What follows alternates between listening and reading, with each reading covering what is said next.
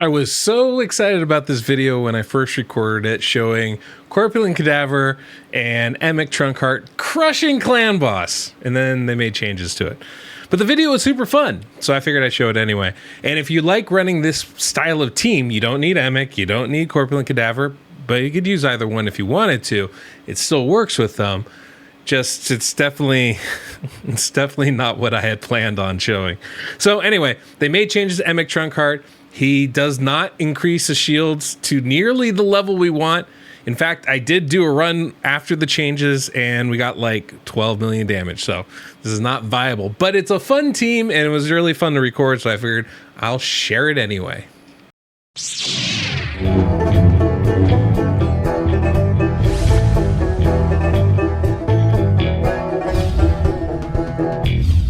Welcome, I'm the DeadwoodJedi. This is a Raid Shadow Legends video. We are on the test server today, looking obviously at the new Fusion Champion, Emic Trunkheart. I'm talking about him in Clan Boss. Now, I want to be really upfront with you guys. This guy's going to be great for pretty much everybody. Do you have a Sir Nicholas? Do you use him in your Clan Boss team? Guess who can slot right into that spot? Emic Trunkheart.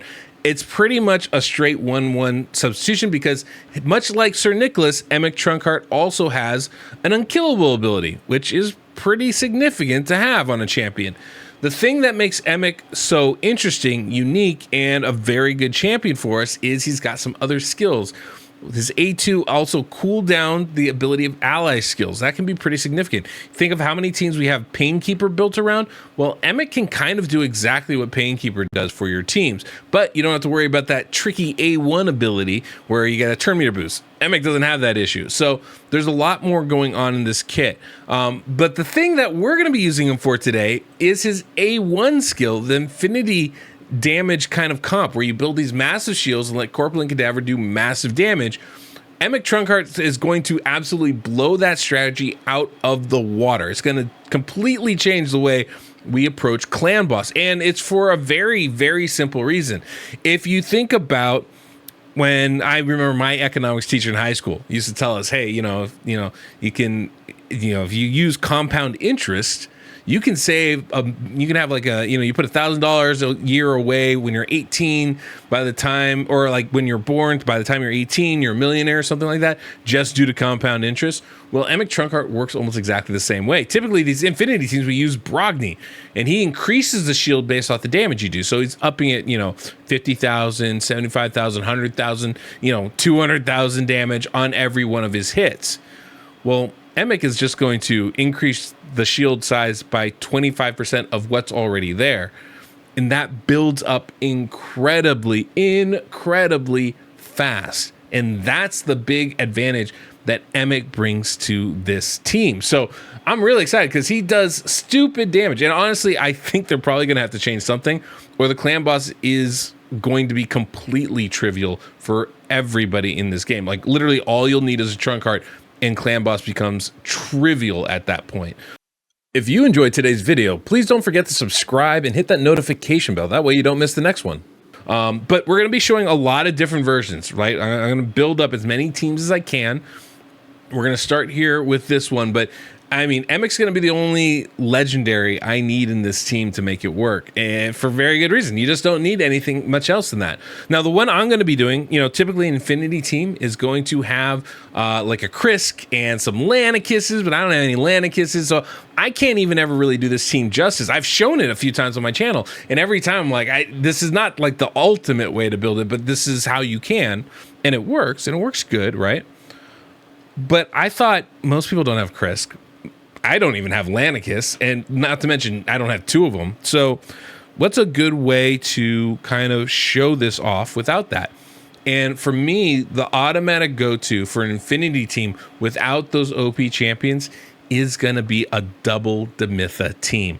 And that's what we're going to be running today, and I'm going to be showing you. And this team's crazy good. It's crazy good. You'll never need another team other than this. I might pick this team up and make it run. I might even try to find a way to make this team fail after, 30 turns or so, just because it's too good. It's too good. It's insane to say, but it's true. I don't need nearly as much damage and success as we have on this team. So, you know, there's a lot of ways to kind of tweak this, I think. And I'm pretty sure I'll be coming up with a version. Hopefully I'll come up with a version of this that works, that, you know, doesn't require any of these void legendaries if possible. I don't know how likely that's going to be, but I'm going to try my hardest to make that a reality. And in any case, so it's an incredibly good team, incredibly successful. And the big reason why is you're going to get shields on Corpulent Cadaver, and the whole idea is just to keep them up. You're trying to buff extend the shield. So we have both the Mythas are going at a 3-2 ratio, allowing them to cycle their skills every other turn.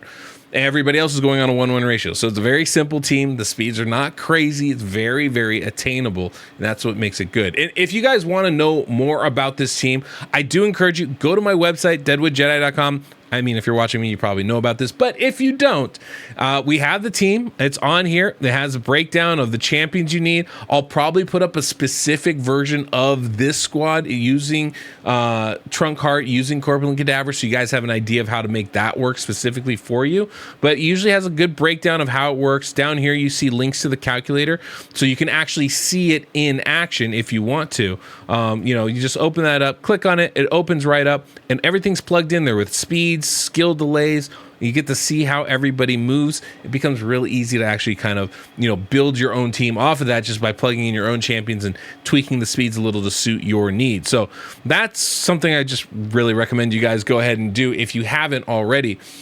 Now, for this team, like I said, it's pretty simple. So what I want to do, I want to jump in. We're going to go in. I did do some setup stuff. I can look at that after the run so you guys can see exactly, you know, what the setup I put in. But it's pretty basic, right? I'm just trying to find a way to make it as auto-friendly as possible. Now, of course, for you guys, I can run this full auto. I just want to let you know that I can run this full auto by having Emic Trunkheart just use this A1. But I want to try and, you know, goose the numbers a little bit, let you guys see the real full potential. So I'm going to need a manual one little turn in this. You'll see, it's really easy.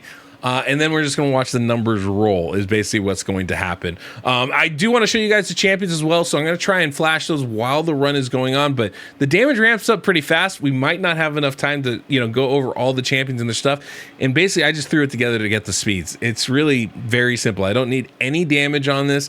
I don't really need anything but the speeds. I don't even need the survivability because we got the Mytha blocking all the damage, which means we're only ramping up with our shield. So anyway, let's go ahead, jump in, and you guys can see exactly what I'm talking about. All right, boom, we go in. I have it on auto to start, right? So I do have to do one little thing here, but you're gonna see Doom Priest is there to cleanse all the debuffs, so I don't have to worry about the stun. I don't have to worry about affinity. And Emic is going to obviously place that shield on the first turn just to get us going, so we have both shields, because remember, both shields will be increased. Now, here's the one manual. After that turn from the boss, I just need an A1 there with the Mytha. And that's everything. I can full auto at this point. There he goes. You see that grow shield on both Corpulent Cadaver and Trunkheart? That's his A1 ability. It's pretty remarkable. And we're going to see this damage just ramp up. Turn 3, he's already doing 74,000 damage per hit. Just keep watching. It's only going to grow. And it's going to grow like insane numbers, right?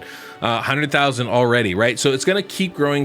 Now with masteries, and with, you know, I don't even know like what the random abilities are, but it increases pretty quick. 154,000. It really starts to ramp up really fast. If you're wondering, it doesn't matter Corpulent Cadaver crits or not. He does the same amount of damage every single time. It's just based off the shield size. We don't need decreased defense. We don't need weaken. We don't need any of that. It's just based off the shield size. So it's a very simple kind of thing. 346. It's another, you know, I mean, this thing ramps up super fast, and it's only turn 8, and we're doing 500,000 damage on turn 8.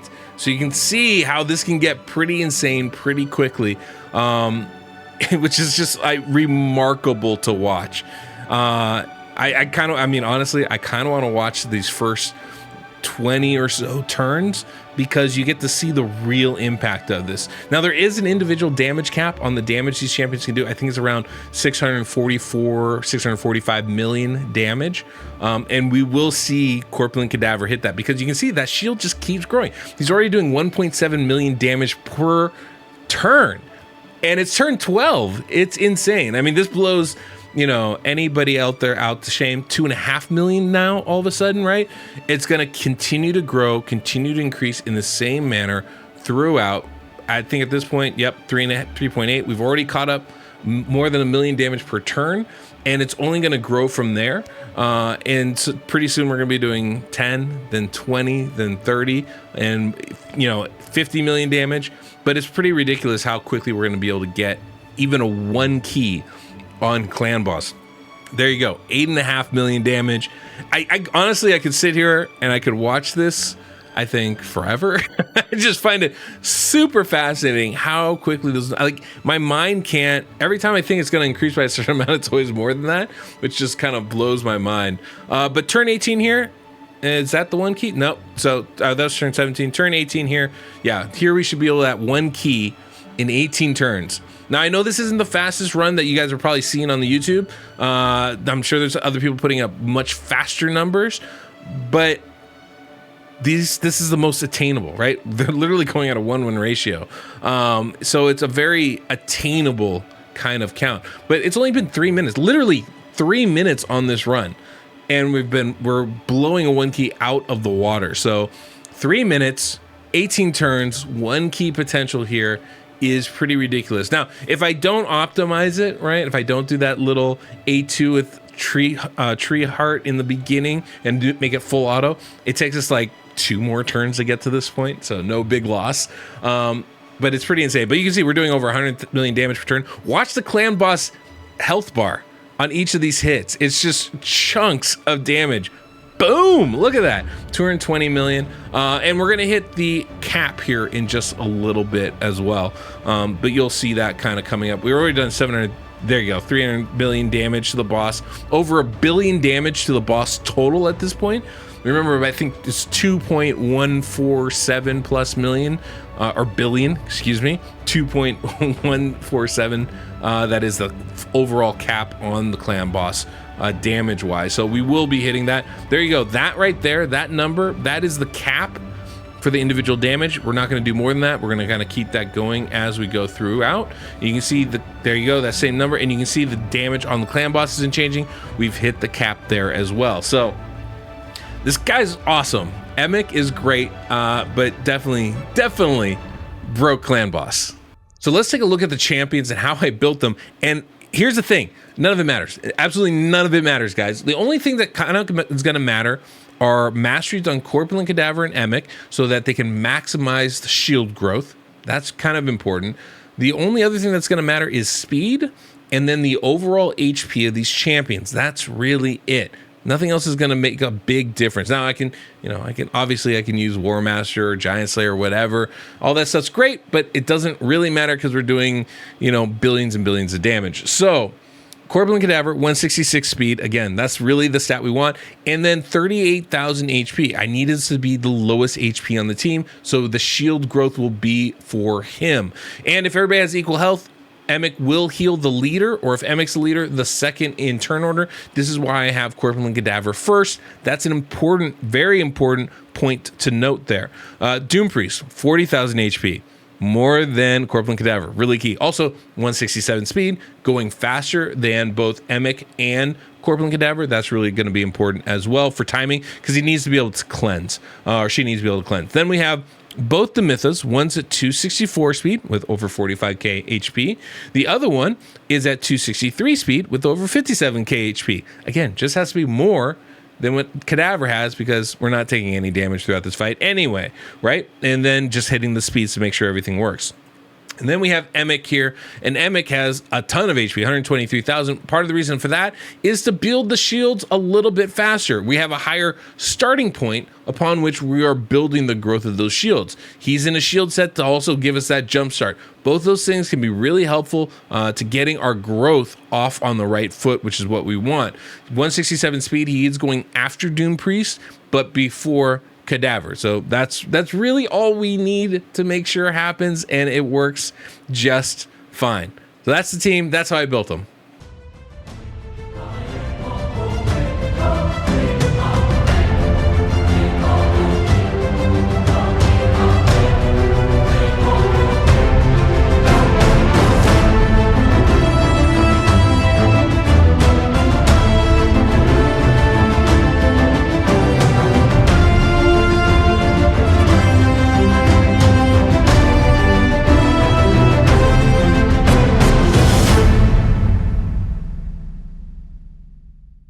Well, there we go. 2.147.48 million damage. The cap. It's a cap. But what I think is really interesting is look at Corpulent Cadaver did almost 19 billion with a B, capital B, billion damage. That's ridiculous. It's ridiculous. We killed the clan boss, I don't know, 100 times over. Like, so much damage. It's insane. It's pretty cool to see. Now, Emic actually did almost over a million damage, so it looks like he can hit pretty hard. I haven't even tuned him. He doesn't have 100% crit rate. He doesn't have any crit damage, so definitely he has some abilities to deal damage in his own right, which is a good sign for him and his utility as a champion. But yeah, you can see this is a pretty successful team. So now to find a way to tune it just right so it's affinity friendly and only lasts as long as I need it to, that would be a good step. But yeah, we'll definitely be coming up with some other stuff for you guys, some other ways to utilize him, maybe with this infinity style, maybe not, we'll have to see. But definitely, you know, regardless of what type of champions you have, what type of team you want to run, if you get Emic, you are going to be able to make an unkillable team to some degree. That part is for sure. So, well, hopefully you guys enjoyed that little video. Obviously, it's never going to see that again because Emic has been completely changed, which is just really unfortunate. But it's probably good. In the long term, actually, I think it's a really good thing because he was completely broken. I mean, completely broken. Like, there's no way a team should be able to do this. It really nullifies anything else to do with Clan Boss. So I'm kind of glad they changed it. I just wish they had changed it in a little bit different way.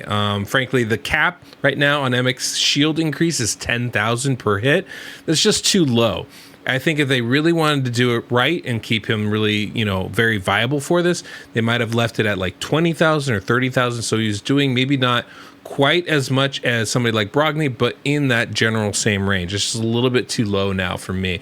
You know, kind of keep that in mind. The other hard part, though, of course, is if anybody takes any damage, then they become the lowest HP champion. That can be a little bit iffy, you know, in the long term way of making that work. So it's a little bit trickier now than it was, but for an A1 skill, it's still pretty darn good. So anyway, hopefully you guys enjoyed that. If not, well, you're not here anymore, so what the heck. Anyway, guys, thanks for watching, and until next we meet, I'm the Deadwood Jedi.